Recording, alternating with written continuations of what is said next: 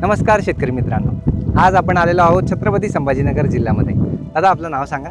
संदीप जयंतराव वळंजे, राहणार आटेगाव, तालुका कन्नड, जिल्हा छत्रपती संभाजीनगर. बरं दादा, साधारणतः आपण किती वर्षापासून शेती करतोय? शेती बऱ्याच दिवसापासून करतो आम्ही, 10 ते 15 वर्ष.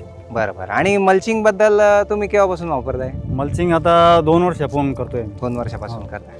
बरं, मल्चिंगमुळे काय फरक जाणवला? पहिले तुम्ही मल्चिंग वापरत नव्हते आणि आता मल्चिंग नाही, मल्चिंग नसल्यावर म्हणजे साईड इफेक्ट जादा आहे मालाला, कारण की झाडावर फवारण्या जादा घ्यावं लागत्या, पाणी जादा लागतं आणि झाड बनत नाही.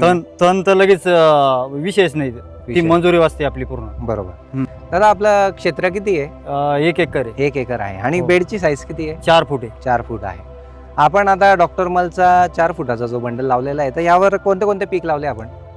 मिरची प्लस टरबूज आहे. मिरची आणि टरबूज, म्हणजे आंतरपीकची हो. तुम्ही योजना केलेली आहे. हा, 1 मिरची आणि 1 टरबूज. 1 मिरची आणि 1 टरबूज असं लावलेलं आहे. साधारणतः कधी लागवड झाली आपली?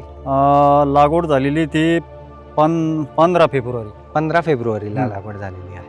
आणि आता तुम्ही मल्चिंग अंतरताना तुम्हाला काही प्रॉब्लेम आला का? बाकीचे काहीच प्रॉब्लेम नाही आला. बरं. मल्चिंग कुठं फाटला वगैरे का? नाही. आपली जी शेती होती, आता तुम्ही मगाशी मला सांगितलं की थोडं ढेकाळ पद्धती. हो, आमच्या म्हणजे खारी जमीन असल्यामुळे ना, तर ढेकुळा असल्यामुळे मल्चिंगला थोडा इफेक्ट होतो. बरं. मग आपला पेपर टाकताना तुम्ही हाताने टाकला, ट्रॅक्टरने टाकला? हाताने टाकला. हाताने टाकला. हो. मग तो टाकताना काही प्रॉब्लेम आला का? नाही, काहीच प्रॉब्लेम नाही. काहीच प्रॉब्लेम. आता याच्या पुढे तुम्ही हाच मल्चिंग पेपर? हो. बरं. जे इतर शेतकरी लावणार आहे त्यांनी कोणता मल्चिंग घ्यायला पाहिजे? Doctor mulch. डॉक्टर मल्च घ्या. धन्यवाद दादा. तुम्ही